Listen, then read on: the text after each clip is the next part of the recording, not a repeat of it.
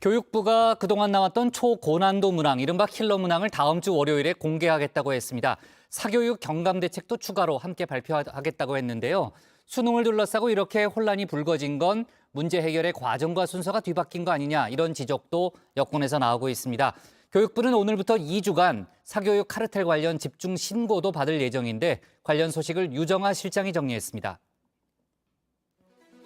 그렇게 킬러 문항을 과감하게 이제 제거한다는 그 방향이 걱정하시듯이 소위 말하는 물수능이나 이런 것들은 결코 아니다.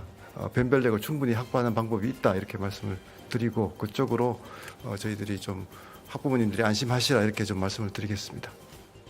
네, 이주호 교육부 장관이 직접 안심하시라고 했지만요. 지금 안심할 수가 있을까요? 올해 수능이 어떤 정도로 나올지 아직은 감을 잡기가 좀 어렵죠.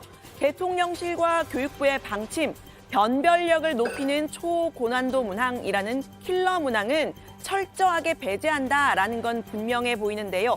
다만 무엇이 어떤 정도가 킬러 문항인지는 여전히 애매합니다. 상대적으로 사람마다 좀 다를 수가 있겠죠. 이 장관은 지난 킬러 문항 사례들을 좀 추려서 다음 주 월요일에 발표하겠다고 했습니다. 이런 문제는 안 내겠다라는 일종의 가이드라인이 될 듯합니다.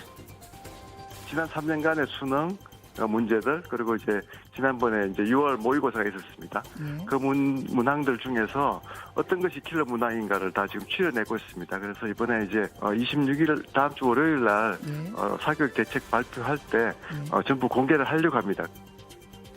네, 킬러 문항의 대표적인 사례가요. 2019년 수능 국어 영역 31번 문제였습니다. 일단 보시는 것처럼 지문이 아주 길고 개념을 알기 어려운 단어들이 나오고요.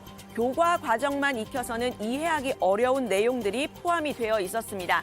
이걸 12년에 한 번 있는 이 수능 날 정해진 시간 안에 풀어야 한다라는 게 어려운 포인트죠.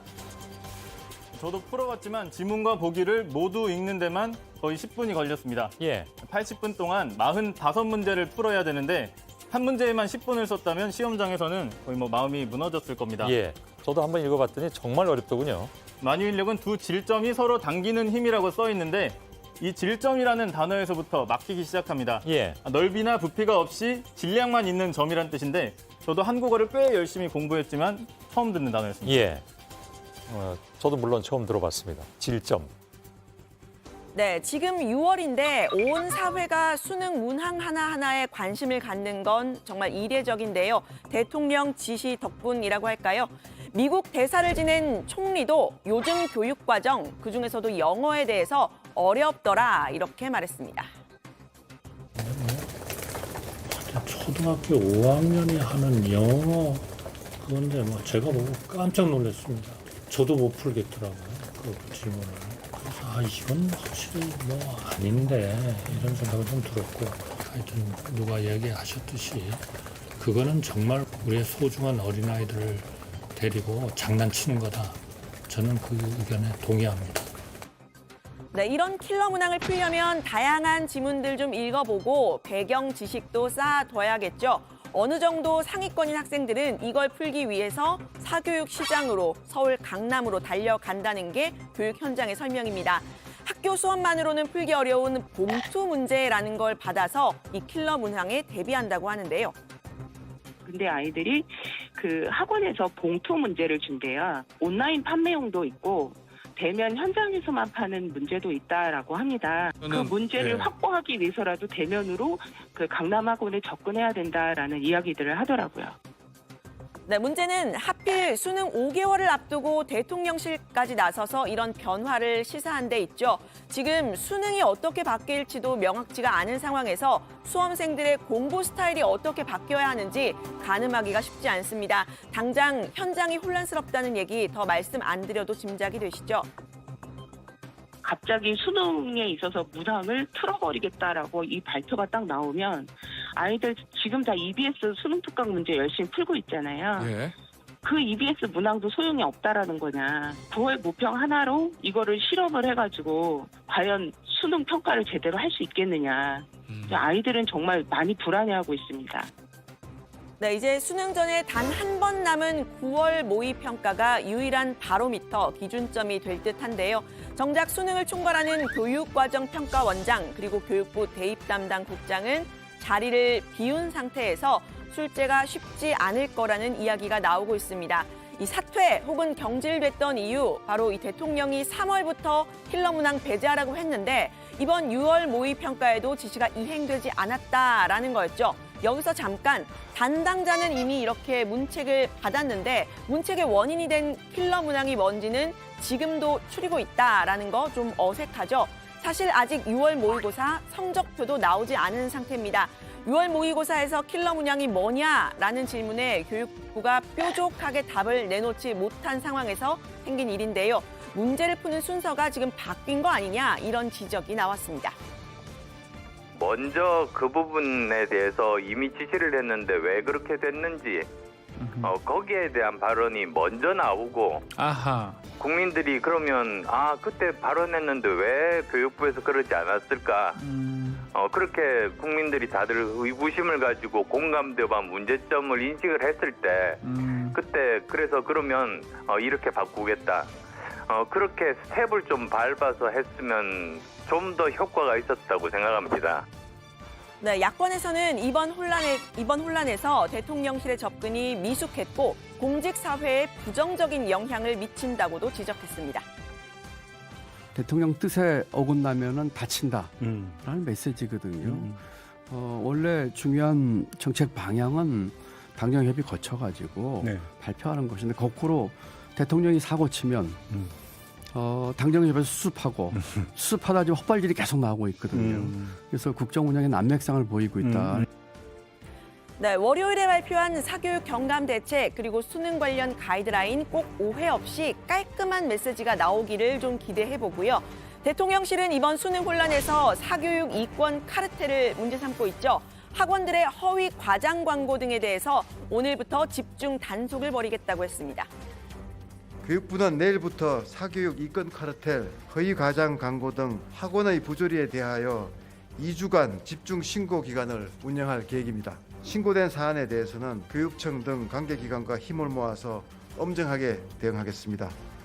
네, 그런데 이 사교육 이권 카르텔이라는 게 뭐냐? 구체적인 사례나 증거를 들지는 못하고 있는데요. 이 장관은 이 킬러 문항을 안 낸다고 했는데 계속 나오는 것 자체가 이권 카르텔을 의심하게 하는 근거라고 했습니다.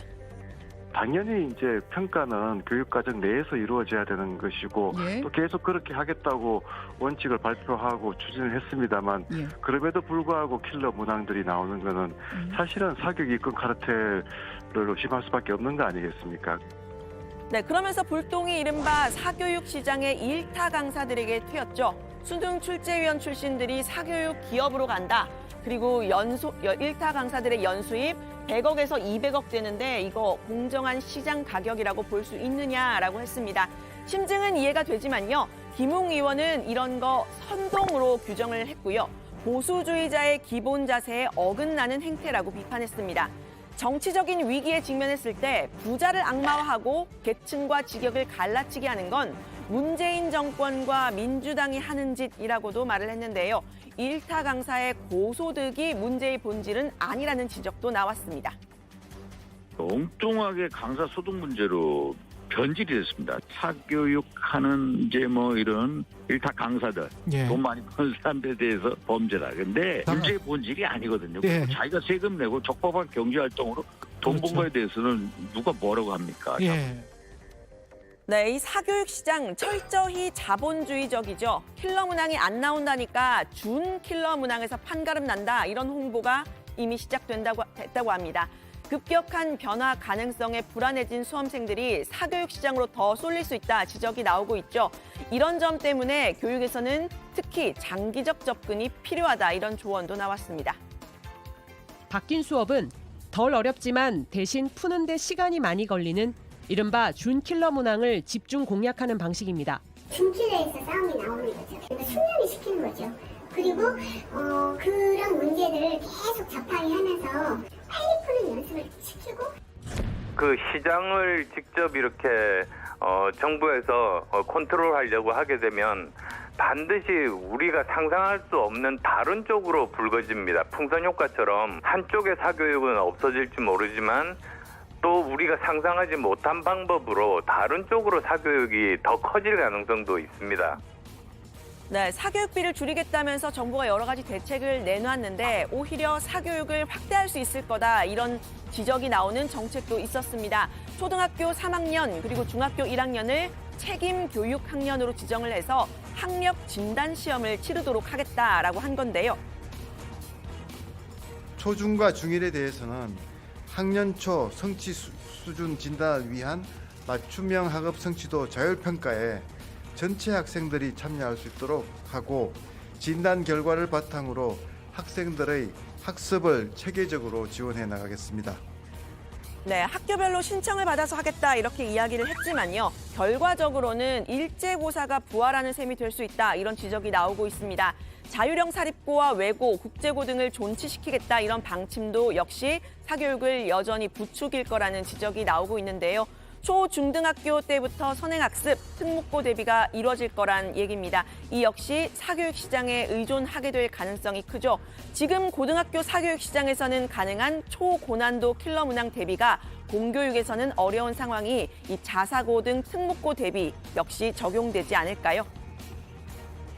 학교는 이제 교육과정상의 여러 가지 진도라든지 평가라든지 여러 가지 것들이 걸려 있잖아요. 그래서 교육과정 나가기도 상당히 벅차거든요. 그렇기 때문에 추가적으로 다른 자료들을 막 구해서 아이들에게 제공하는 것 자체가 불가능하기 때문에 그런 것들을 뭔가 접해볼 수 있는 기회를 마련하는 사교육 시장으로 아이들이 몰릴 수밖에 없죠. 네, 올해 수능 어떻게 나올지는 월요일 발표 좀 들어봐야 알 수 있을 것 같고요. 교육 현장에 있는 선생님들은 지금 흔들리지 말고 차분하게 기본에 충실하라 이렇게 이야기를 하고 있습니다. 오늘 발제 이렇게 정리합니다. 교육부 오늘부터 학원 허위 과장 광고 집중 단속. 다음 주 월요일 킬러 문항 공개.